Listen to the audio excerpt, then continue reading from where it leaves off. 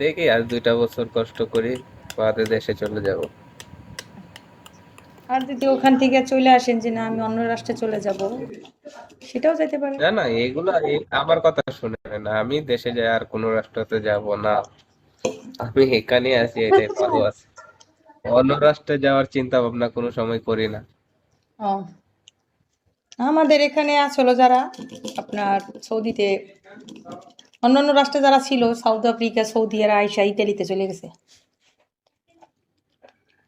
এখন বলতে গেলে আমার আত্মীয় স্বজন অন্য কোনো রাষ্ট্রে না, সব ইতালিতে। আত্মীয় স্বজন, গ্রামের মানুষ, সব হিসাব করতে গেলে এখন ইতালিতে আছে। আমাদের দেশের মানুষে কি মনে করে জানেন, যে সৌদি আরব, দুবাই, মালয়েশিয়া এগুলো খুব ভালো জায়গা, ঠিক আছে। যখন দেশ থেকে বিদেশ আইয়ে তখনই মানে বুঝে যে কিরকম। হুম, ঠিক আছে। নাস্তা করবি না? নাস্তা করবি না? খেলাটা 30 টাকা দিয়েছি তো। 30। কত? না, তোমার টাকা দেওয়া লাগতো না। কি খাস নাই? ওই যে আমার ছেলে। কিসের টাকা? এই বেটা, কয়টা? 1000। দেখি আগে টিয়াটা দে, ভাঙাই দিই। 500 ভাঙাই দিই। 10 টাকা নিয়ে তুমি এরকম করো। তো মনে হয় আমাদের 10টা আছে, এবার আর কি করি? খারাপ।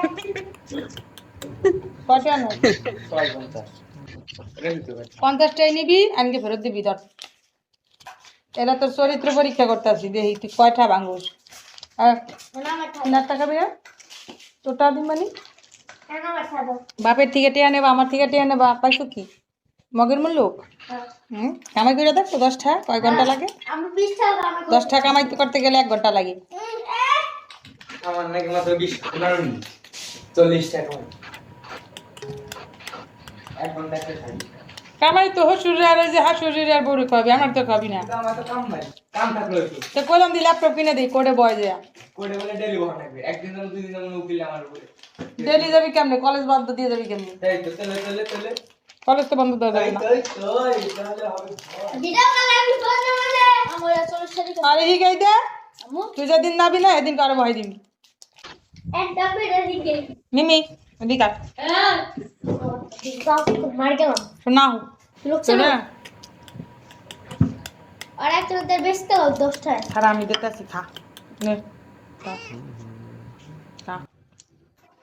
পোলা পন্ডে টাকা পয়সা আমি স্কুলের, আবার আমার থেকে নেয়, এটা কোনো কথা? ওই তো বাপ মা আছে, ওর কাছ থেকেই তো নিবো, আর কার কাছ থেকে নিবো?